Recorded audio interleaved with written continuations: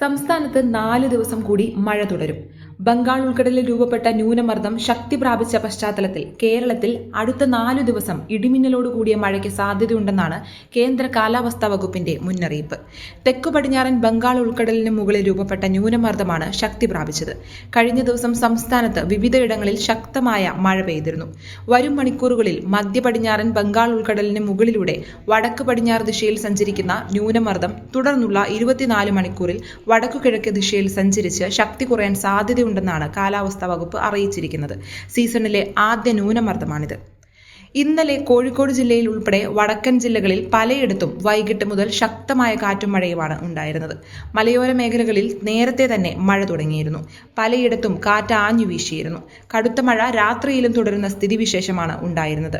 മഴ മൂലം കനത്ത ചൂടിന് നേരിയ ശമനമുണ്ടായി എന്നതാണ് ആശ്വാസകരമായ കാര്യം.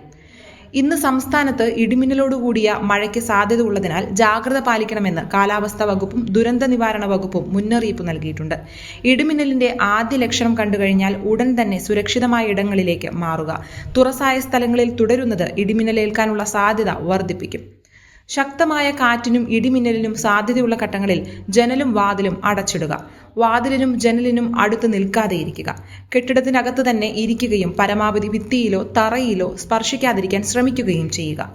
ഗൃഹോപകരണങ്ങളുടെ വൈദ്യുതി ബന്ധം വിച്ഛേദിക്കുക. ഇടിമിന്നലുള്ള സമയത്ത് ടെലിഫോൺ ഉപയോഗിക്കുന്നത് ഒഴിവാക്കുക. വേനൽ മഴയ്ക്കിടയിലും കേരളത്തിൽ ഇന്നും ഉയർന്ന താപനില മുന്നറിയിപ്പ് തുടരുന്നുവെന്ന് കേന്ദ്ര കാലാവസ്ഥാ വകുപ്പ് അറിയിച്ചിട്ടുണ്ട്. ഇടുക്കി, വയനാട് ഒഴികെയുള്ള ജില്ലകളിൽ യെല്ലോ അലർട്ട് പ്രഖ്യാപിച്ചിട്ടുണ്ട്. പാലക്കാട്, കൊല്ലം, തൃശൂർ ജില്ലകളിൽ 37 ഡിഗ്രി സെൽഷ്യസ് വരെ താപനില ഉയരുമെന്നാണ് മുന്നറിയിപ്പ്.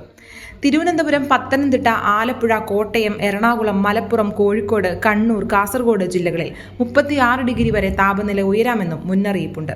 ഉയർന്ന താപനിലയും ഈർപ്പമുള്ള വായുവും കാരണം മേൽപ്പറഞ്ഞ ജില്ലകളിലെ മലയോര മേഖലകളിൽ ഒഴികെ ചൂടും ഈർപ്പവുമുള്ള കാലാവസ്ഥയ്ക്ക് സാധ്യതയുണ്ടെന്നും മുന്നറിയിപ്പിൽ വ്യക്തമാക്കിയിട്ടുണ്ട്.